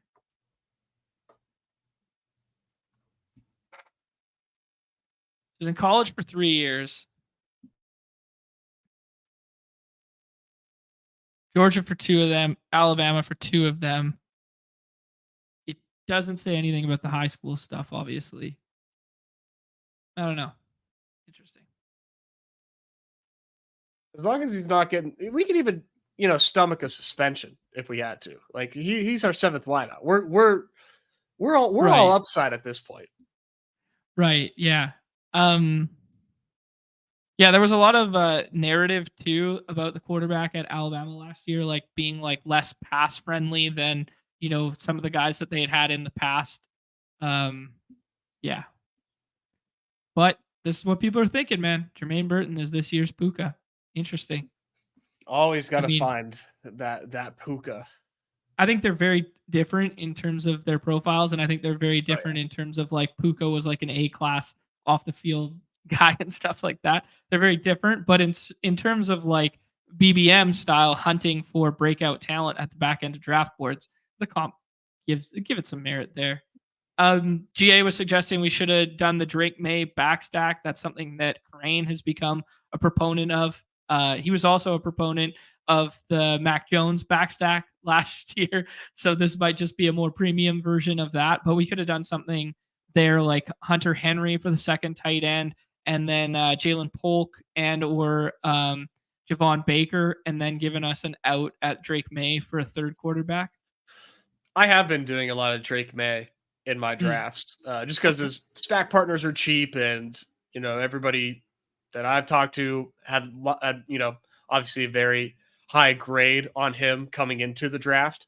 The cons of that is they keep talking about him like they hate him, and they're probably gonna suck. But hey, he's talented. Fair enough. I don't know. The one thing that I keep coming back to when it comes to these rookie QBs is like everyone keeps like trying to remind us that Bo Nix can run, and yeah, that he can. That's fun. I think that probably has more fun upside, and he gets Chargers, Bengals in 16-17. Decent matchups there. Yeah, I like that shout. Bucky Irving, one of our 17 potential week 17 correlations there, gets ripped in front of our eyes. There is a player on the board that I'm really hoping comes back to us, so I'm avoiding saying his name right now, Nez, and he does bake in some correlation for us as well. Yeah. Should I try to guess who it is? Just name a bunch of players that I like. Would that be smart? You can guess who he is in like 2 picks. And then we could do that. Copy paste asking like thoughts on Justin Herbert. Like we kind of went into it, man. Like I still think he's underpriced. He's been one of my favorite backstack targets early because I do think the price of him and the Geno stacks I thought were going to rise. The Geno stacks might not rise now that it's Bears in week 17 and you're getting a potential shitty outdoor game there. But I thought the backdoor Geno stacks would rise. I thought the backdoor Herbert stuff would rise. And I thought the price tag of Hertz plus the Eagles stuff would be a big riser as well there. Herbert has a chance to rise big time too if it is the Cardinals, like we were kind of like speculating. Mm-hmm. Yeah, but his price is so palatable, and we know he's good. It makes total sense. All right, we get the guy to come back here. Let's double down on our Broncos bet and take Jaleel here. Okay. Yeah, shut it down. Yeah, I've seen a lot of people. There was a little bit of good coach speak there. Coach Speak Index, shout out to him.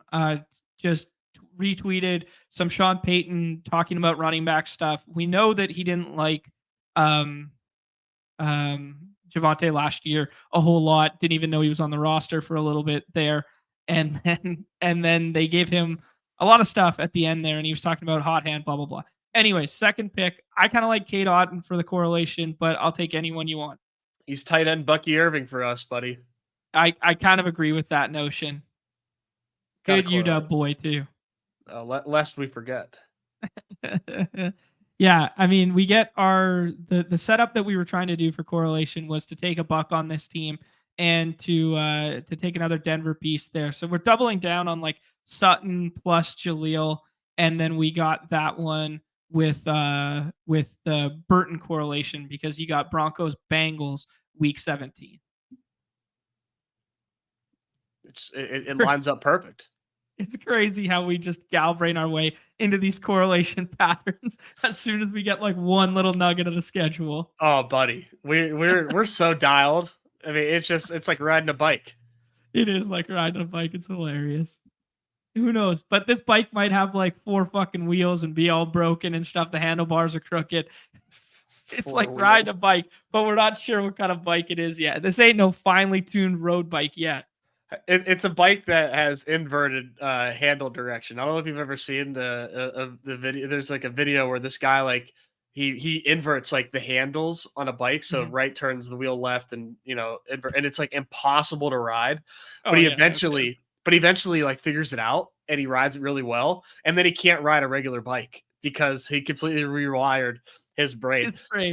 Corporate settings love using that video for like as a table setter before you're like entering the meeting. So they'll play that video and like you have to adapt, like you gotta work with what you got and you gotta relearn things. It's the quintessential like. This is why I'm not cut out for like a corporate setting like that. I would just burst out laughing. Dude, I can never go back. I'm just not. It's not for me. Oh man. There we go. Yeah, Bonesaw, how about GameStop? We're back, baby. Back to the COVID window all over again. I think it's down like 25% today. The kitty's out here swinging the markets again. He just probably had a couple of balls he needed to get off his chest. Nez, how are we going to land this plane? I think we are done at running back. We got 2-5-7-2 right now. I think we're probably done at running back with Jacobs, Mixon, Brooks, Singletary, and McLaughlin. That feels good to me. I don't know. Maybe no. That has to be it. That has to be it. Okay. 2 tight ends with Kyle Pitts and Cade Otton. I have a third that I think would fit this nicely. Keeping that one close to my vest, but open to ideas. And then third quarterback or 8th receiver. Can we look at the QBs? Geno, Derek Carr, Daniel Jones, Bone, Nick Stack.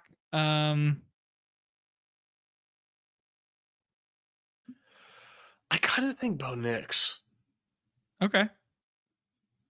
So a tight end and a quarterback to end this, or what kind of tight ends are we working with?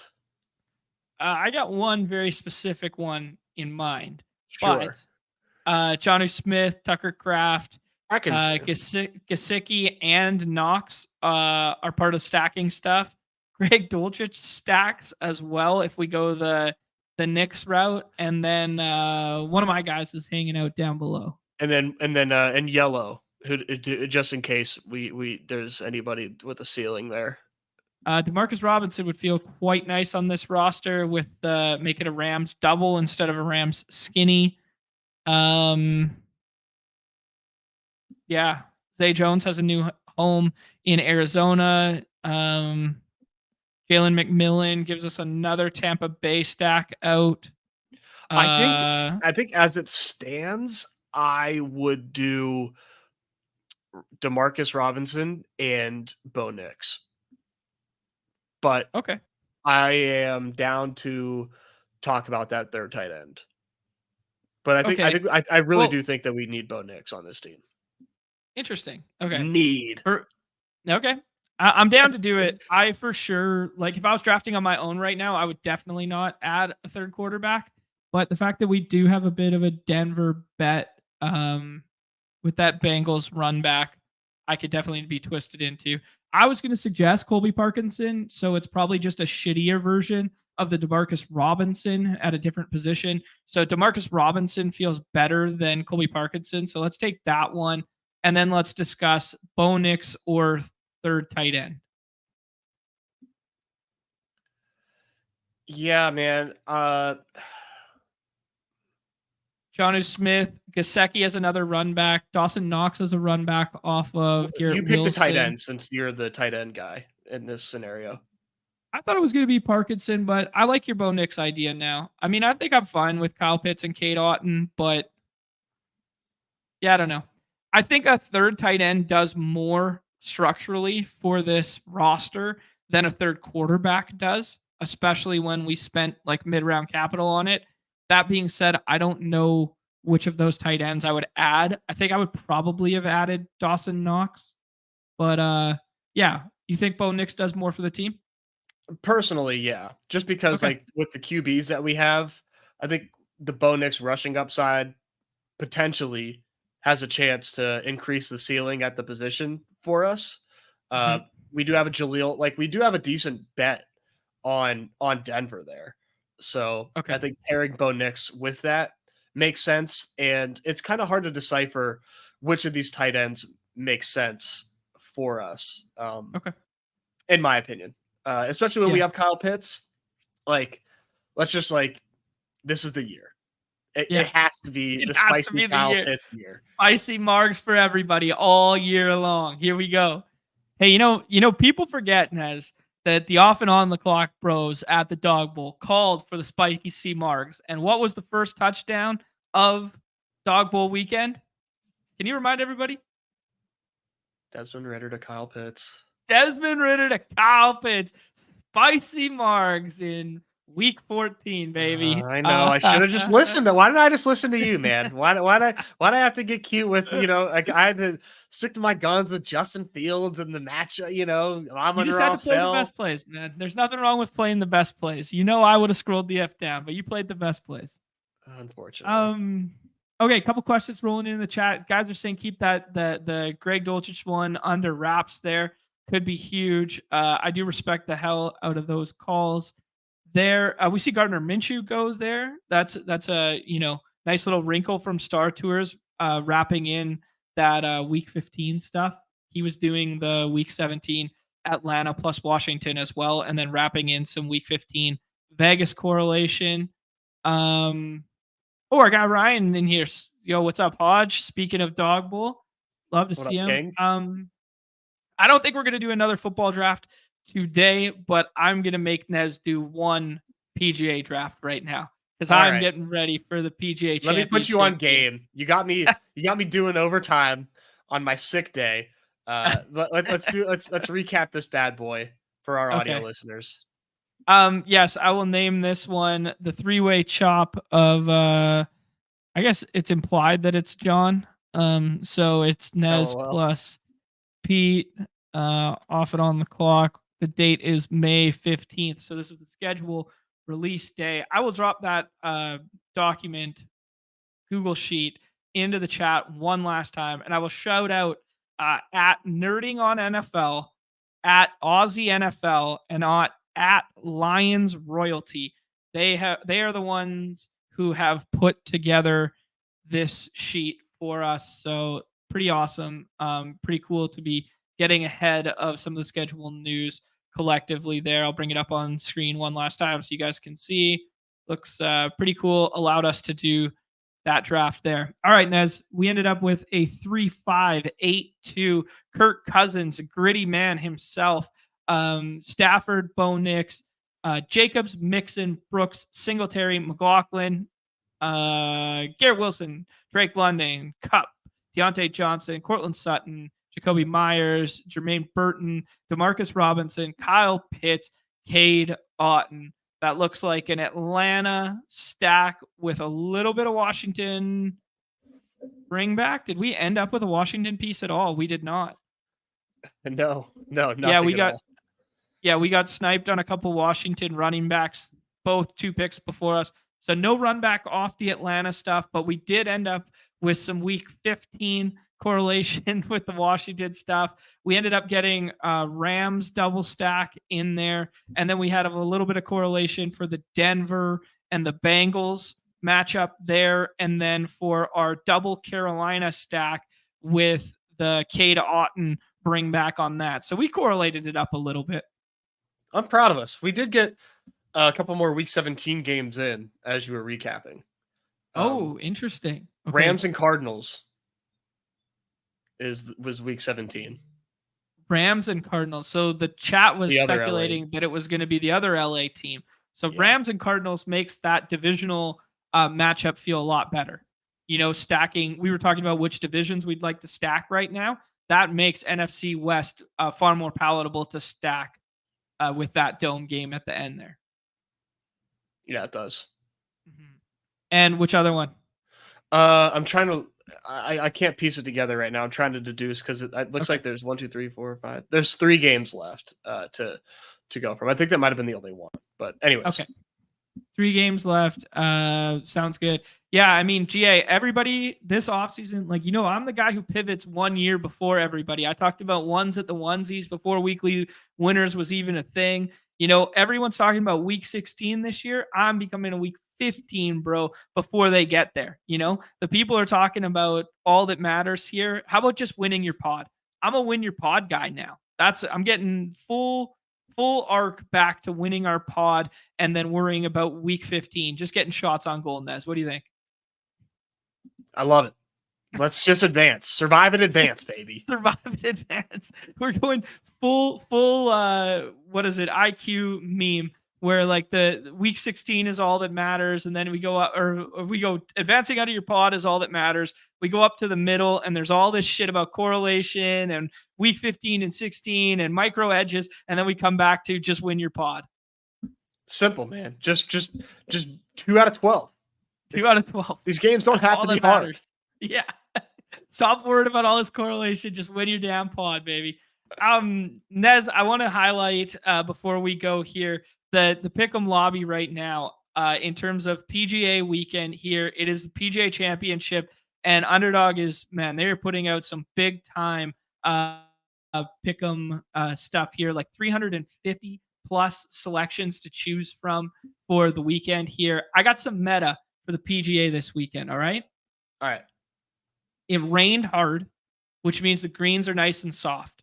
Okay. Ooh, the course plays up to long drives and good wedge play. So if we are looking for guys to be finding some edges on, I want guys who are gaining shots off the tee and shots on approach. That is my micro meta for PGA this weekend. Dude, you're dialed. You think so? mean, you're on it. You're on it. I mean, these are going to be very, very narrow fairways from my understanding. So we do want guys that can just drive it long and drive it straight. Fuck yeah. All right. We will find those guys in the draft pool right now. Should I do the Mayo one or should I do the regular one? Do the regular one. It'll fill a lot faster. Okay. Sounds good. We are getting in here for the 3-putt Thursday. This is just for round 1. We got 4 more spots. Scotty playing out of his mind right now. Rory getting divorced. Is he fueled by the divorce narrative? Coming off of a win, getting divorced. He's mad about not being on the PGA committee panel, whatever it is now anymore. Is this Rory's big comeback tour weekend to be relevant in a major for the first time in forever? He's got a clear head now. He's got no one nagging him. He can just go out there and just play golf. Okay. He's hot. I was telling you, I was thinking this field is loaded, by the way. I mean, this is just a sick tournament. Go ahead.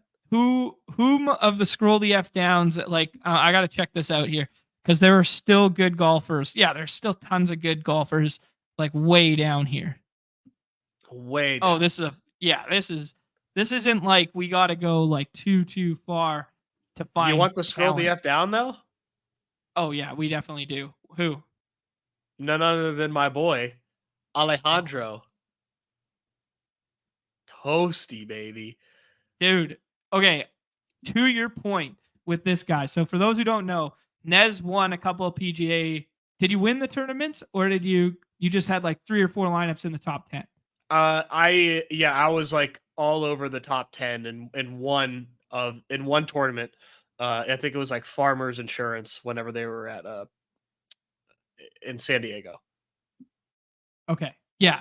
So this was your boy. This was your scroll the F down that weekend. To your point, dude, when I was looking at the strokes gained from off the tee, you want to talk about driving accuracy and long off the tee?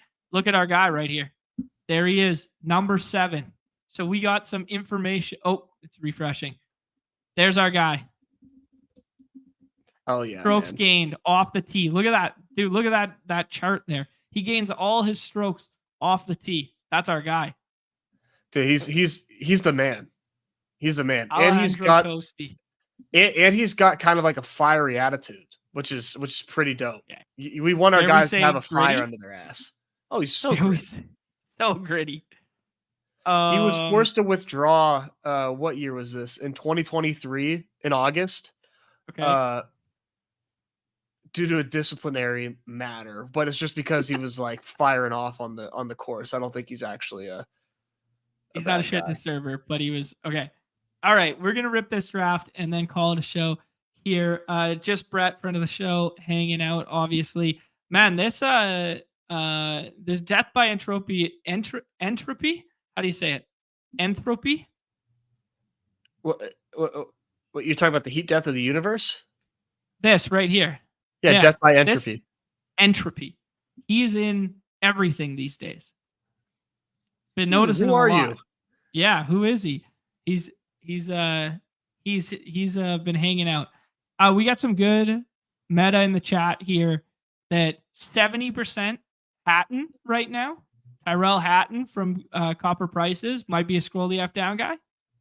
That's just because Copper is just can't play a tournament without being well overexposed to one player. That's just a Copper thing. It does limit your ranges of outcomes to cheer for, just like our boy in the NFL draft there. What was his name again? I forget, but my pants almost came off seeing John Rahm and Bryson back to back here. Okay, I mean, admittedly, not a Bryson guy, but I can't talk out of both sides of my mouth when we're talking about being long off the tee mattering in this tournament. I think we just got to take him, right? Yeah. You got to take Bryson here. The only other player I could maybe vouch for in this range would be Morikawa or Hovland. I love Benny on, but this is this is expensive for Benny. Okay, I like that, dude. Yeah, man, Morikawa more of a irons play accuracy guy too, right? Opposed to long off the tee. Just a professional golfer, as you would say. Yeah, he's Joshua Palmer, baby. Elite Joshua Palmer. Elite Joshua Palmer. He's a technician out there. He's Keenan Allen. Yeah, he is because Keenan Allen is just a technician with the routes. Morikawa's swing is perfection. All right, I like that a lot here. And then we got Updog giving us some meta here. Rory, after his last breakup, went scorched earth. Is this a sticky narrative? It has to be, right? I mean, got to work with the sample size you got. Mhm. I like it. Clearly he's the man. Okay. All right, Nez, whom are you thinking about? Oh, I got my eyes on a guy that's going to come back here at 18-19, I think. I will say, this is quite the scroll the F down sport, despite the field just being loaded. It is hard to scroll down here just because like you're looking at studs that are typically second rounders when the field isn't super loaded. Right. That's an entirely fair point. Obviously, it's some of that being like some of these live guys like Cam Smith being a part of it and like that sort of thing. I was just gonna pay tribute to Copper Prices here and go with Hatton. If he's on him, I want to be on him too. I love Copper, so let's just do it. All right, let's do that. Win, lose, we do it together. And then who are we gonna scroll to? No one likes Cantlay, which is just like funny to me, but Okay. it's fine. We can also poo on him. Minwoo is fun. Who? Minwoo Lee. Oh, way down here. Nice. Okay, cool. Minwoo Lee. Didn't expect him to be from Australia. Not gonna lie. No one does. No one does. Yeah, But he can golf. snuck up on me. Another one that we could have taken for reasons not golf related is Jason Day, because Jason Day getting quickly crowned as the drippiest golfer on the tour. Dude, I've heard this. He's got the DeWalt stuff going. Like he's not wearing traditional golf stuff anymore. I saw him with the full button up. It kind of looked like the guy from Charlie Sheen from 2.5 Men with like the bowling shirt on. That's what he looked like out there last week. Yeah, I think they called it like the flower collar or something. It's a hell of a look, fellas. Okay. Get you some of these button downs if you don't. And then like the loose baggy pants. Like, I mean, just the swag alone will take a stroke or two off your game. Dude, I respect it. I'm looking up for recent Jason Day drip pictures here. Not finding anything good. Let me do the work for you. Okay. I'll find you one. Because what is the new brand that he uses? It starts with an M. They've also I see it on my Instagram ads, and they've hired the dude who plays the club manager on Curb Your Enthusiasm. Do you watch Curb?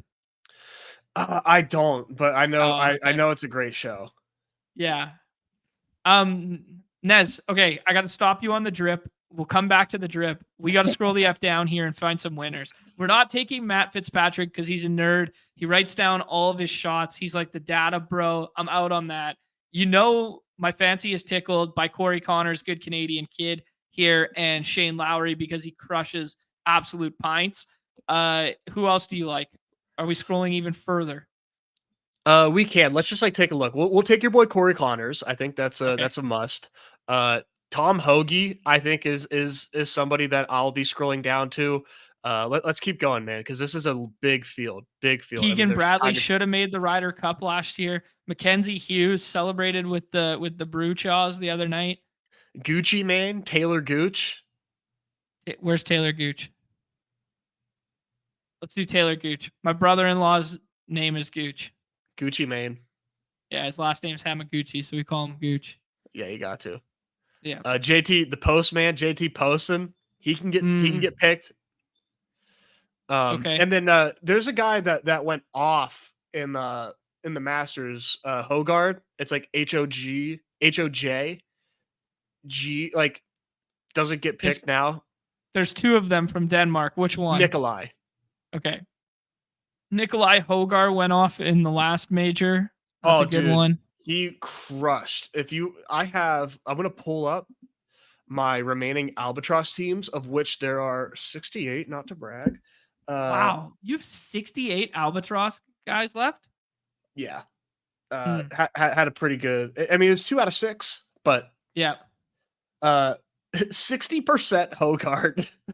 Wow. I mean, he was pivotal. Well done, dude. That's great.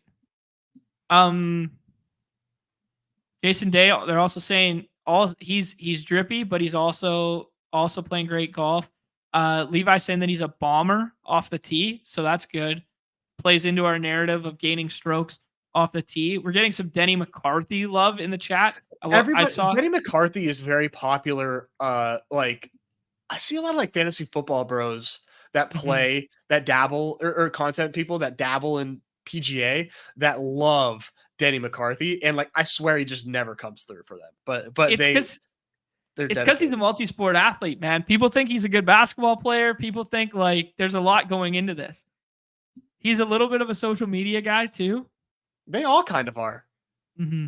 Guy's the best putter on tour, so he's actually good at golf too.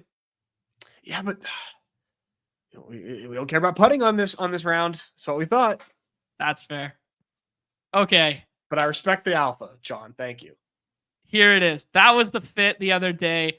A real 80s throwback look with like the corded brown belt, like a little tail hanging out.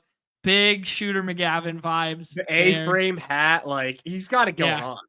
Yeah. How can you not want to draft green this guy? jacket. Who gives a shit? Oh man, yeah, dude, he looks smooth as hell, and he's playing good golf right now. Jason Day's got to be our guy. Has to be. Imagine tweeting this out with like a first place entry to your name, buddy. Written in stone now. Okay, if there's enough of us, dude, we got some good golf meta going on in the chat here. I want to build one pick 'em to share, Nez. It doesn't have to be a full-fledged one. It can be three picks. It can be whatever. Is there anything that comes to mind for you? I think we got to play into this Jason Day drip narrative. I think we got to play into the Rory mad about the divorce, but clear head comes out dog fighting in him. Is there anything for putting potentially for Denny McCarthy? These feel like the plays that the community would advise us. Let's dial up Jason Day. Okay. Drip master. Drip boy.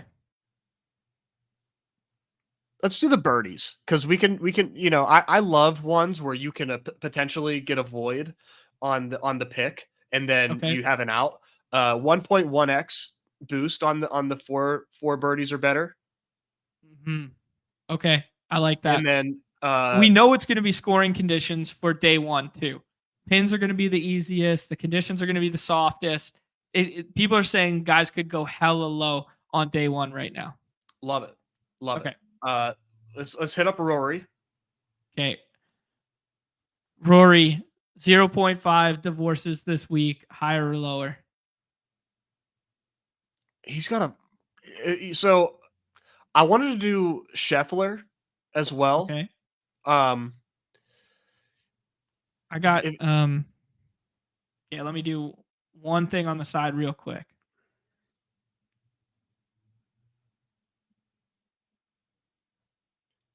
Scheffler has a spicy that I really like. Chef's got a spicy that you like. Okay. It's for him to finish top 5 in the first round. Okay. Because I was looking at this one.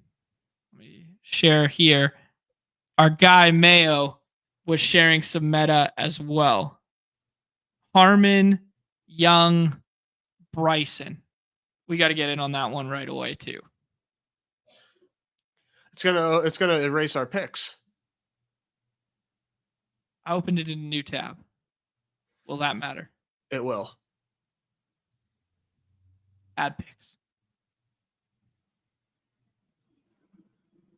Okay. I'm getting in on that one for sure. But that one doesn't have any overlap with us right now, so that's good. Okay. 1 BBM entry on that bad boy. Don't forget you got a little Caitlin Clark in there too. Oh, the freebie? Yeah, we'll use that later. But okay. So yeah, Jason Day birdies. Okay. Pick'em lobby is hold on one second here. It's kind of bouncing around on me. Okay, here we go. Go back to the day birdies. Then what's your Scheffler spice that we like?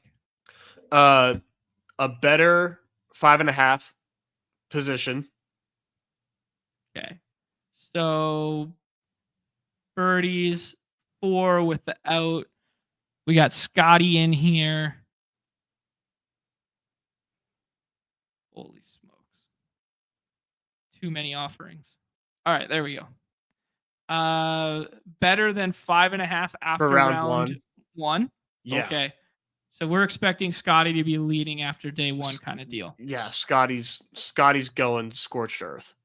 Mm-hmm. Okay. And then what was our last one here? We got the Drip Rory. King in there. We got the Rory. We got to get the Rory. This one should just be simply lower strokes on Rory. Just a regular multiplier. 69.5. Nice. We think Rory goes 67 with the scoring conditions, gets us to 12.27x. Yeah, smack it. Love it. 1 BBM entry on that one gets you 306.75. That's fire. Dude, both of those feel good. I'm going to put that one in the private chat so I can tweet it later. Okay. Too. All right. Those are fun. Now I've got at least one lineup. I'm going to get a couple more lineups in for the draft games. And then we got a couple pick'ems, one courtesy of Mayo, one courtesy of us. So we're going to have some fun sweats for the weekend. Or I guess just for round 1. We can do this again tomorrow. Yeah, we can. Perfect. I got this in. Boom. Love it. All right, there we go. We're locked and loaded. So if you guys want to play along with us at home, go ahead and jump on those bad boys alongside us. Push it up on 2 hours here, Nez. You got to get yourself well and rested. Let's tie a bow on it right there, bro. Let's go. Like I need a nap. Dude, I think I might go cardio club it up right now and get one more draft in there. I got some of the morning baseball stuff in there. Haven't looked at how we're doing there. Definitely get a couple more baseball entries in today. But yeah, any parting words for the people, my friend? I will see you in the 3-putt Thursday. I had to remember the name. I'll see you in those 3-putt Thursday lobbies for sure. And once we get the schedule finalized, going to be in these BBM fast streets as well. And I can't wait to get 100% so I can do some cardio club drafts. Love it, dude. We got schedule coming in about 1 hour's time. So that'll be fun. I'm sure there'll be a bunch of reaction to that. All right, guys. Appreciate the cover price is autoing 100 right now. I appreciate you guys still hanging out. We had almost 200 of us at one point there. Please hit the like, the subscribe, the notification on the way out the door. And please consider becoming a member. Newest perk is that you get the sweet little badge beside your name in the Deposit Kingdom community. That is, of course, unless you are subscribed to one of the higher dollar price point ones on Pete's channel, then in which you get his there. We will never you be able to usurp Pete in his own Deposit Kingdom Discord there. But appreciate Pete joining us today as always. And Nez and I will be back tomorrow. We haven't discussed whether it will be paywall or to the public there quite yet, but we will definitely be doing something tomorrow. And then Friday will most likely be paywall or nothing because I'm away Friday, going to go to a concert there south of the border, joining you fine people there south of the border. And then I think I'm going to find myself at the Mariners day game for the Baltimore Orioles on Saturday. So doing Living a little double dip weekend.